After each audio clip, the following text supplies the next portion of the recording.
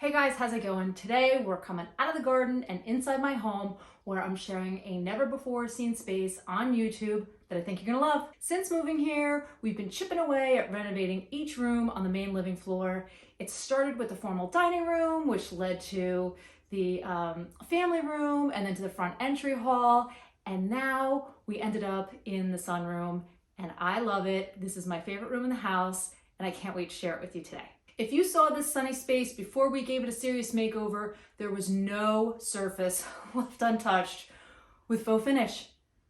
While the faux finish designs were really remarkable, I mean, a true artist did them all, I yearned for more neutral colors with a soft palette so my houseplants would pop in this beautiful indoor space.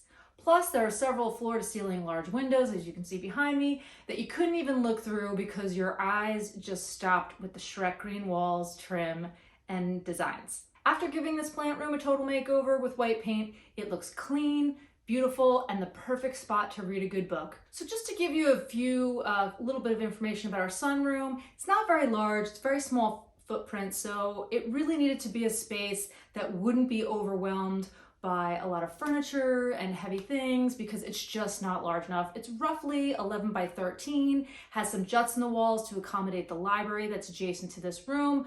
And because it has a smaller footprint, I needed to be conscious of the furnishings so they don't overwhelm the space.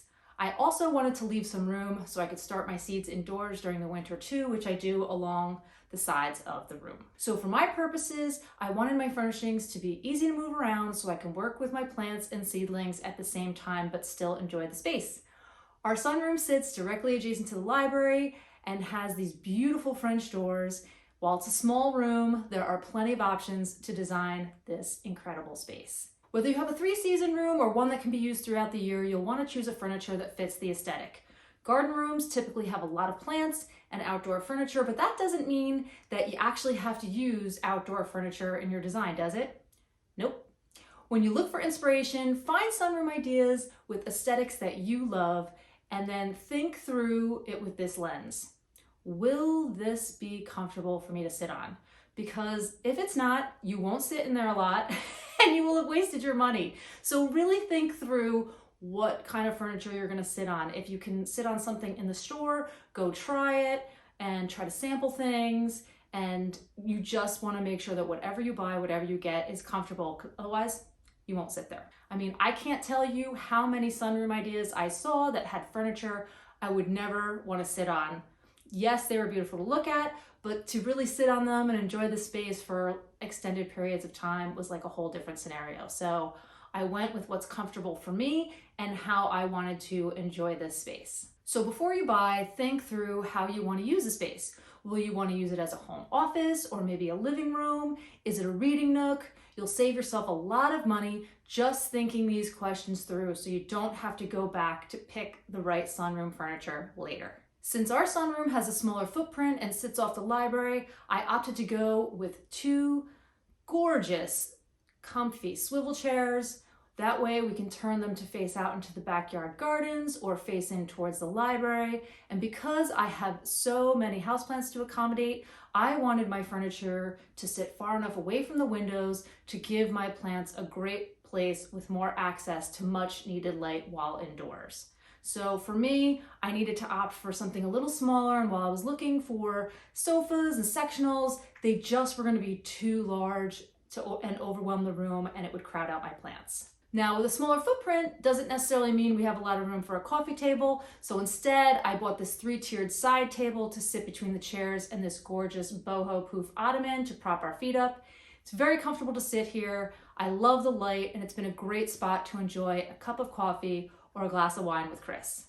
Although we have a gorgeous tile floor, it's a good idea to cozy up the room and anchor the furniture with a beautiful area rug. Depending on the look you want, you may or may not want a natural fiber rug. Natural fibers can handle the humidity of tropical sunrooms better than a traditional area rug, but to me, a jute rug pairs well with my plants, so it was a no-brainer to add one in this small space.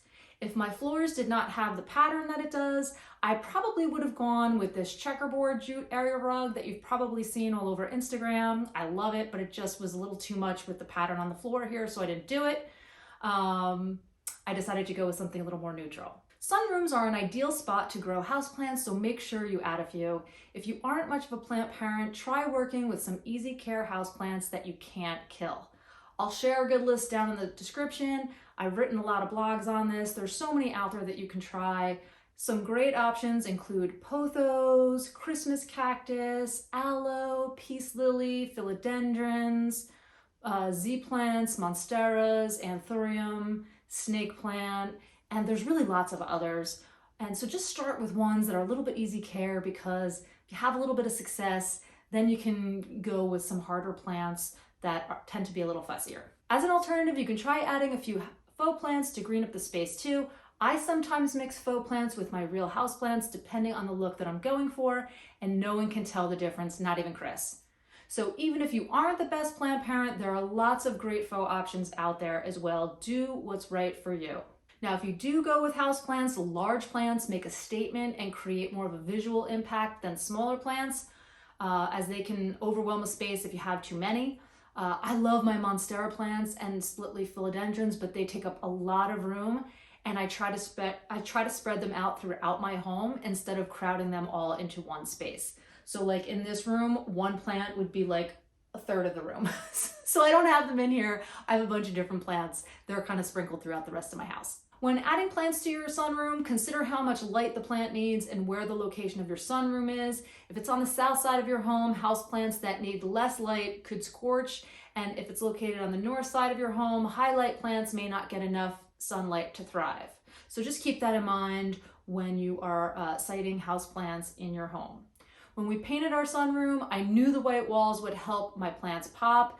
They're doing really well in this space. There's plenty of natural light for them, and I love being in here. So whether to add window treatments or not it really kind of is a matter of personal preference and your sunroom windows. I love the window frames and moldings in our sunroom and wanted to focus on more plants and less the decor. Since I was looking for small sunroom ideas on a budget, I opted to skip the window treatments, at least for now, and I probably won't use them at all because they get pricey, and you know what? I can always add them later. I just don't even want anything to obstruct my windows though. I just really enjoy looking out the windows and seeing the gardens, and even though, you know, something like, a natural fiber shade would be really pretty, I just want to keep them completely open. But if you wanted to soften the look of your sunroom, adding window treatments is a good option. Try adding shades from natural materials in case you want to close them from time to time. We wanted to see the outdoors and have no desire to block out the garden views, so we're not using any kind of window treatment in our sunroom. Maybe we will down the road, maybe we won't, I don't know, but for now, we're just going with the flow. And if you intend to grow houseplants in your plant room, I strongly suggest adding some humidity back into the room with a humidifier. Plants greatly benefit from them, particularly in the winter when the air is more dry. While some low-maintenance houseplants can get by without additional humidity, some plants, like Boston ferns, need it to survive the winter. Humidifiers are relatively inexpensive but worth the purchase if you want to grow houseplants in the sunroom. And another option to increase the humidity among a grouping of plants is to have a bunch grouped together, because that creates like a little microclimate for them as well. And finally, you got to add the final touches to your space.